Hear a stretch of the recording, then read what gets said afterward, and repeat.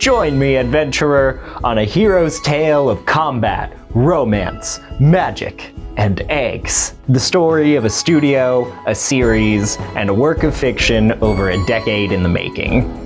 And as someone with a very normal level of interest in this series, all I can say is strap in, strap on, because we're taking a look at everything that goes into this big sloppy mess. There's literally so many places you could start here, so for ease's sake, why don't we try...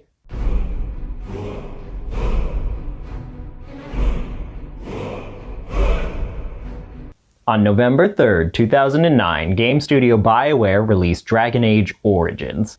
The original game that sparked multiple sequels, millions of copies sold, and even half a library's worth of expanded lore. Seriously, how many fucking books are there? The game was praised for its intricate and story-driven focus, its multiple character introductions, and for its pretty wild possible choices. And of course, the Dragon Age series as we know it today couldn't exist without this one little game. Now, the game is admittedly pretty ugly by today's standards, and does have a bit of a boob armor problem at times, but there have been, and still currently are, more than one game studio that are happy to get a little more creative with their female character designs. It was also a game that offered your character the option to be in a same-sex relationship. Not unlike one of BioWare's other wildly popular RPGs of the time. And just like that game, this one is also full of miles upon miles of lore for you to read about every second of this planet.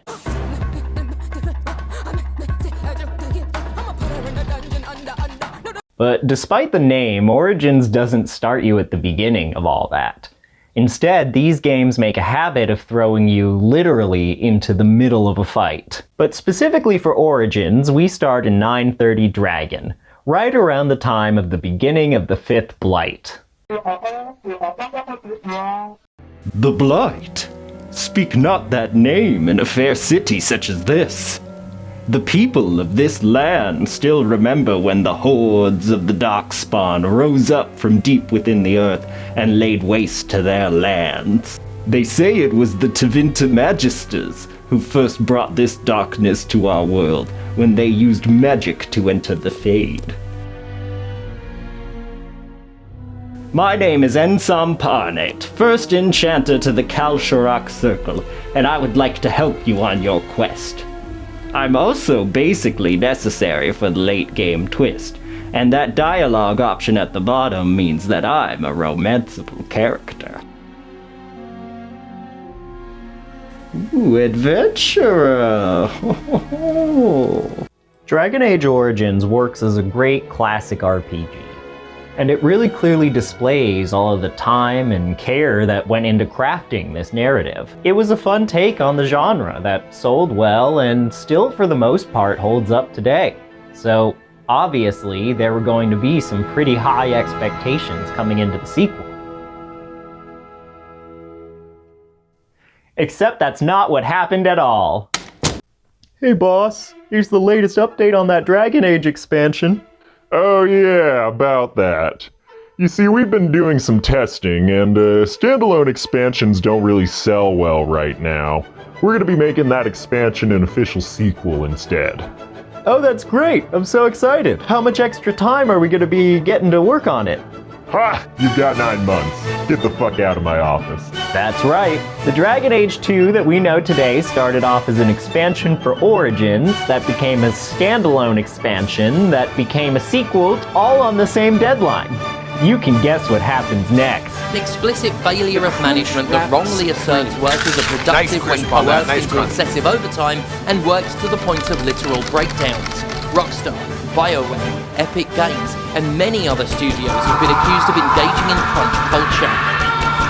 In an interview done in April of this year, the lead writer of Dragon Age 2 described it as a fantastic game hidden under a mountain of compromises, cut corners, and tight deadlines. Everything this team created was drafted with essentially zero revision. Dragon Age 2 earned some well-deserved criticism for its corner cutting, but I also think it had some of the best writing and characters in the entire series. Also, not to spoil a game that came out a decade ago, but it literally ends like this.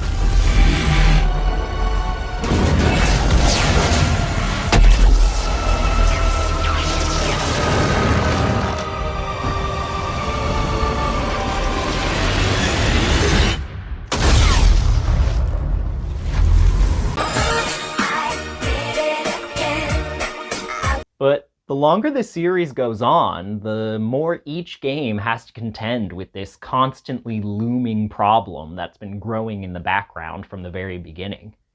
And right now, the solution seems to be really begging you guys not to look at it too hard. Like, please.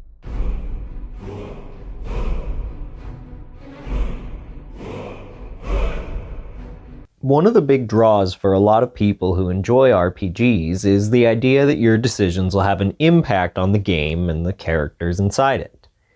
In older games, if your companions disapprove of your choices, they'll argue with, or in some cases straight up turn on you, forcing you to kill them to continue.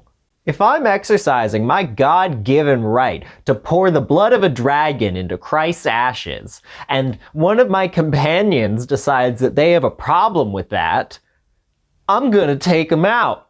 Sorry, Liliana, but this is a canonical world state now. You allowed me this choice, and now you have to deal with the consequences, BioWare. Get ready for maximum casualties!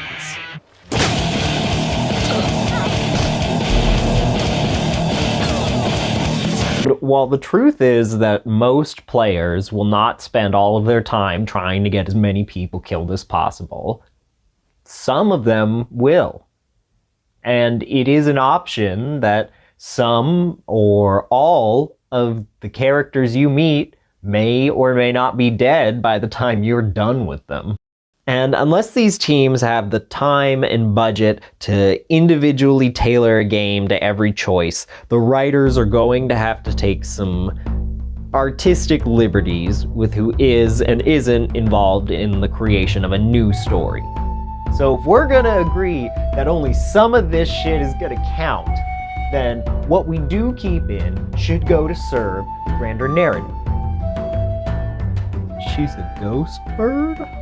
And I'm not saying that there was nothing good about Inquisition, but I am just saying there sure were a lot of fetch quests in that game. Oh my fucking god. Like 126 shards? Come on! Inquisition still carries a lot of the same themes and elements from the earlier games, but it also feels like it offers so much less sometimes. Unless we're talking about shards. Can't give me enough of those. More, please. 126 isn't enough. Throw some more on top. Throw some more in a fucking crater in the middle of nowhere for me to pick up. Thanks, BioWare.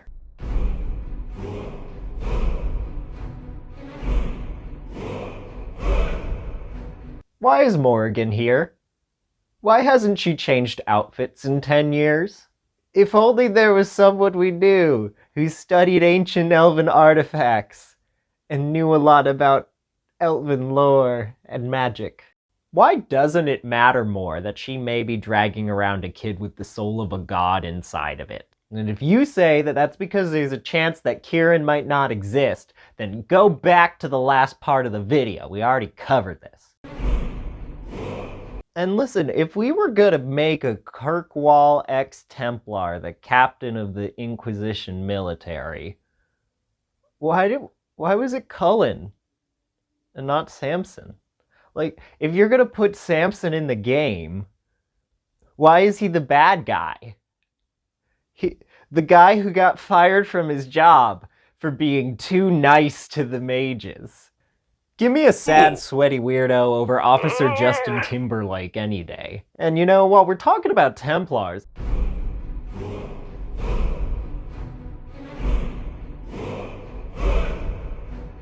This is kind of a big one.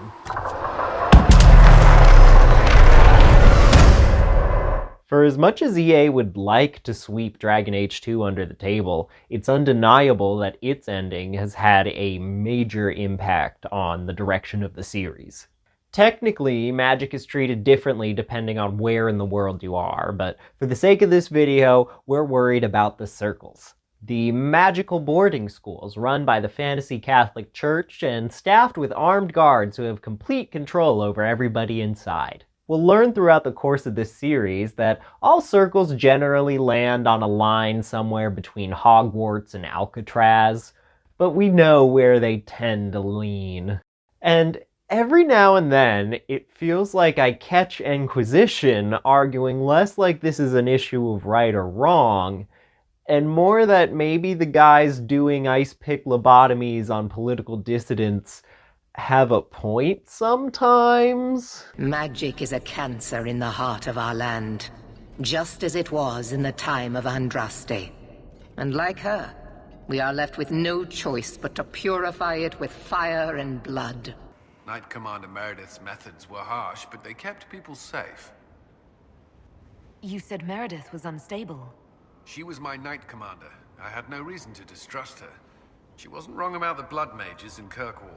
Maybe the mages shouldn't do so much crime. And don't tell me that blood magic is always evil and then take me to the place where the Chantry stores all of their mage blood GPSs. But again, this is all entirely fictional.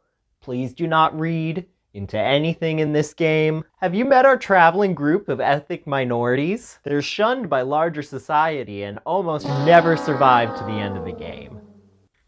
As the Inquisitor, you get a big say in how these conflicts play out. But if we already need Force Ghosts to make sure the timeline holds together, what does that mean for Dragon Age 4 when the decisions they're having to put up with, or whether all of these ancient quasi-religious military sects still exist, or whether the Mage Rebellion was brutally crushed under Divine Vivienne's fabulous heel? To the surprise of many, she reinstates the Circle of Magi and creates a Templar order firmly leashed to her hand. Not to mention the internal reports that until a few months ago, Dragon Age 4 was intended to include heavy amounts of multiplayer on release. A decision that was made by EA specifically because they wanted to model it after a game they knew was going to be their next major commercial success. Anthem. As the franchise grows, so does EA's incentive to have it be a success.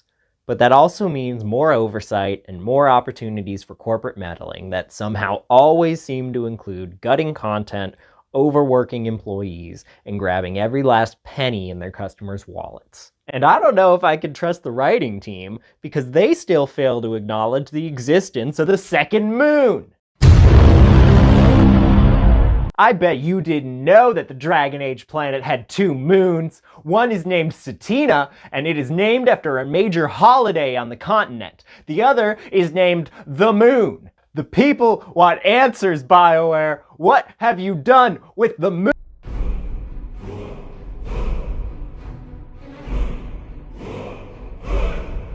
Maybe Dragon Age 4 will be good. I want it to be good. I want game studios of all sizes to make games that are good and that I like playing.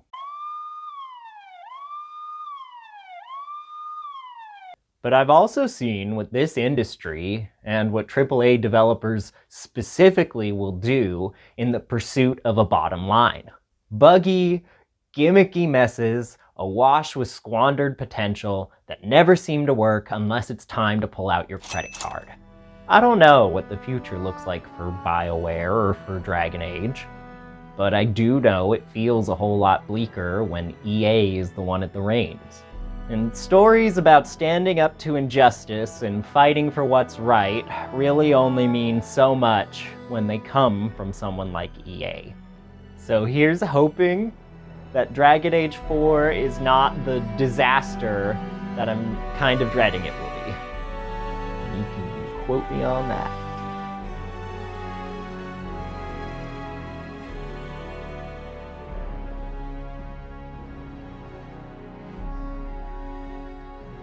Special thanks to James and Sky Bunny, my out-of-this-world patrons who make these videos possible. If you'd like to see your name here, you can donate to my Patreon, link down below. I'd also love to hear your thoughts on this one. Are you looking forward to Dragon Age 4? Are you dreading it? Tell me what you think. Don't forget to like and subscribe, and I will see you guys next time. Bye.